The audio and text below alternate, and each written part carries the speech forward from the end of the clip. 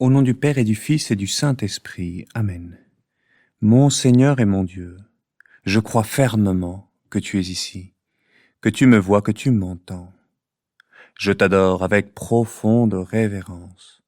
Je te demande le pardon de mes péchés et la grâce de faire avec profit ce moment de prière.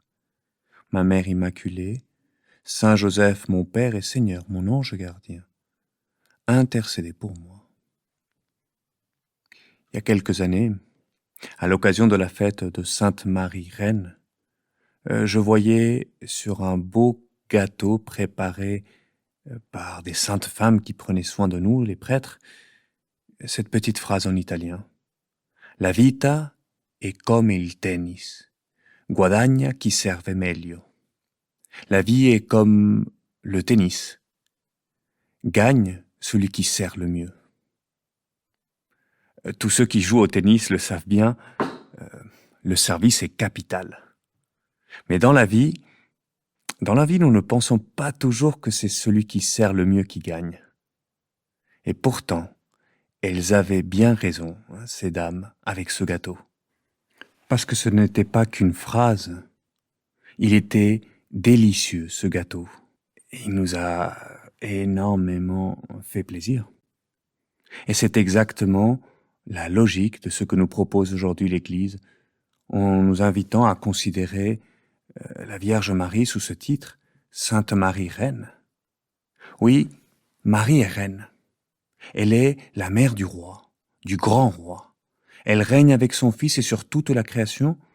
Et pourtant, le titre qu'elle choisit elle-même, il est tout autre. Voici la servante du Seigneur. C'est peut-être l'un des plus beaux paradoxes de l'Évangile. Marie règne parce qu'elle sert. Marie gagne dans la vie parce qu'elle sert. Regardons simplement l'Annonciation. Cette scène, nous la contemplons chaque jour dans l'Angélus pour illuminer notre quotidien précisément avec cette vérité. L'ange vient annoncer à Marie quelque chose d'immense. Elle va devenir la mère du Fils de Dieu et toute l'histoire du salut passe par ce oui qu'elle va donner. Et Marie répond, « Voici la servante du Seigneur, qu'il me soit fait selon ta parole. » Elle ne cherche pas à comprendre tout le plan de Dieu, elle ne demande pas à maîtriser l'avenir, elle se donne. Et ce qui est magnifique, c'est que son « oui » ne reste pas une belle parole théorique. À peine l'ange est-il parti que Marie se met en route vers Élisabeth, sa cousine.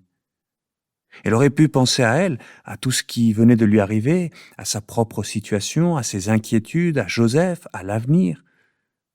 Mais elle pense à quelqu'un qui a besoin d'elle. Et l'Évangile nous dit qu'elle partit alors en hâte. Voilà notre mère Marie. Voilà son exemple, disponible pour Dieu et donc immédiatement disponible aux autres. Elle entre chez Élisabeth et avec elle apporte Jésus. Elle vient simplement pour aider sa cousine pendant sa grossesse. Mais à travers ce petit service, elle va apporter quelque chose d'infiniment plus grand, la présence de Jésus et sa joie. Élisabeth se réjouit, Jean-Baptiste tressaille de joie, Marie elle-même éclate dans le Magnificat, « Mon âme exalte le Seigneur », il s'est penché sur son humble servante. C'est comme si Marie nous révélait quelque chose de très profond. Le service chrétien ne nous enlève pas la joie. Il est au contraire un chemin pour la recevoir et la communiquer. Marie donne et elle reçoit. Elle se donne et Jésus se donne à travers elle. Et son cœur déborde de joie. Et c'est le Magnificat. Oui, cette fête nous le dit, le service rend heureux. Parce que servir, c'est d'abord aimer. Et quand on aime, on découvre alors cette mystérieuse loi de l'Évangile, le Christ qui est là, présent parmi nous. Il élargit nos cœurs pour accueillir sa présence et pour accueillir cette action vivificatrice de l'Esprit Saint qui nous remplit alors de sa joie. Alors voilà, aujourd'hui, où nous fêtons au ciel Sainte Marie Reine, eh bien nous aussi, Seigneur, nous pouvons peut-être nous demander, est-ce que je crois vraiment que servir peut me rendre heureux? Parce que spontanément, nous pensons parfois l'inverse. Pour être heureux, il faudrait que l'on s'occupe de moi, que l'on reconnaisse tous mes efforts, que l'on me donne du temps, que les autres comprennent mes besoins, que je commande, que l'on fasse selon mes désirs. Et toi, Seigneur, tu nous révèles un autre chemin. Le Fils de l'homme n'est pas venu pour être servi, mais pour servir. Le roi est venu servir. Et c'est pourquoi celui qui veut devenir grand dans ce règne sera votre serviteur. Voilà ce que nous dit l'Évangile aujourd'hui. Si on ne prend pas l'Évangile de cette fête, Sainte Marie Reine, l'Annonciation, c'est une belle coïncidence.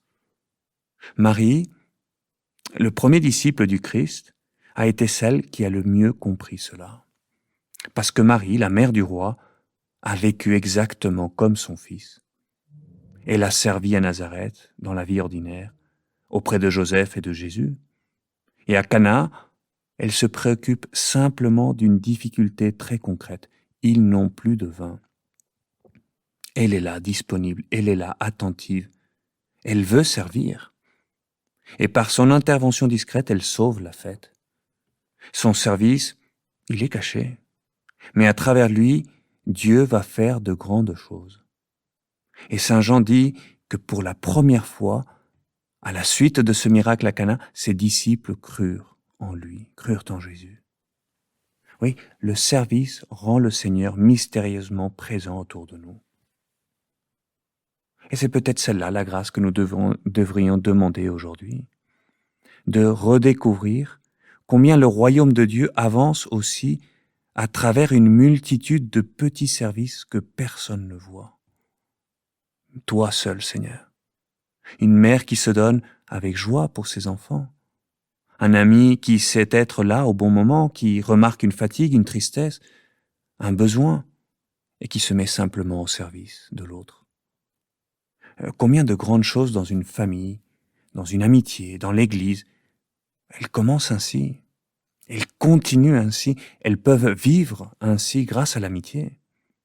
Oui, c'est une multitude de petits services. Et c'est pourquoi Marie nous montre aussi que cette disponibilité n'est pas quelque chose que l'on décide une fois pour toutes. Son oui lors de l'Annonciation, ce « qu'il me soit fait selon ta parole », il a été le commencement d'une suite de nouveaux oui au Seigneur tout au long de sa vie. Et c'est comme ça que Dieu est allé en élargissant petit à petit son cœur. Et au fond, c'est peut-être aussi notre histoire. Nous aussi, nous avons peut-être dit un jour notre grand oui au Seigneur. Nous voulons vivre avec toi, Seigneur. Nous voulons vivre comme toi. Nous voulons rayonner comme toi. Mais ensuite, dans notre vie quotidienne, Dieu passe encore et nous demande de nouveaux petits oui. Un oui à une personne qui a besoin de nous. Un oui à une tâche que nous n'avions pas prévue. Un oui quand nous sommes fatigués. Un oui quand personne ne le saura. Un oui à travers lequel Dieu nous demande simplement « Veux-tu encore te donner ?» Eh bien, c'est ce oui que nous venons chercher chaque jour, Seigneur, dans la prière auprès de toi. Parce que parfois, comme Marie, nous pouvons avoir envie de demander « Comment cela se fera-t-il ? Comment le règne de Dieu se fera-t-il à travers cette vie si banale, si ordinaire ?» Parfois, on se demande ce que notre petit oui peut apporter au monde, surtout lorsque la fatigue se fait sentir. Et c'est pourquoi la réponse de l'ange demeure actuelle. L'Esprit Saint viendra sur toi. La grâce de Dieu ne nous manquera pas. Dieu est là. Parce que chaque appel de Dieu est d'abord un don de Dieu. Et c'est pourquoi l'Annonciation s'ouvre par cette salutation angélique. « Je vous salue Marie, comblée de grâce, le Seigneur est avec vous. » Avant de demander quoi que ce soit à Marie, Dieu lui donne sa grâce. Oui, c'est toi, Seigneur, qui nous donne la capacité de sortir de nous-mêmes, de devenir plus libres pour aimer davantage et d'y trouver là notre joie. Servir donc pour gagner. Puisse l'Angélus chaque jour nous rappeler cela. Puisse l'Angélus chaque jour être ce moteur pour se renouveler dans le service. Car moi aussi, je veux, Seigneur, avoir la gagne. Je veux rayonner dans ma vie, vivre dans la joie.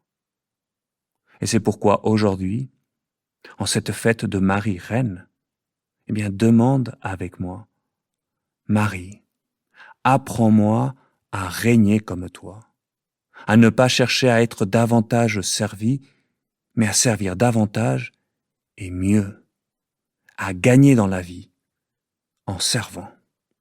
Sainte Marie, Reine de l'Église, prie pour nous.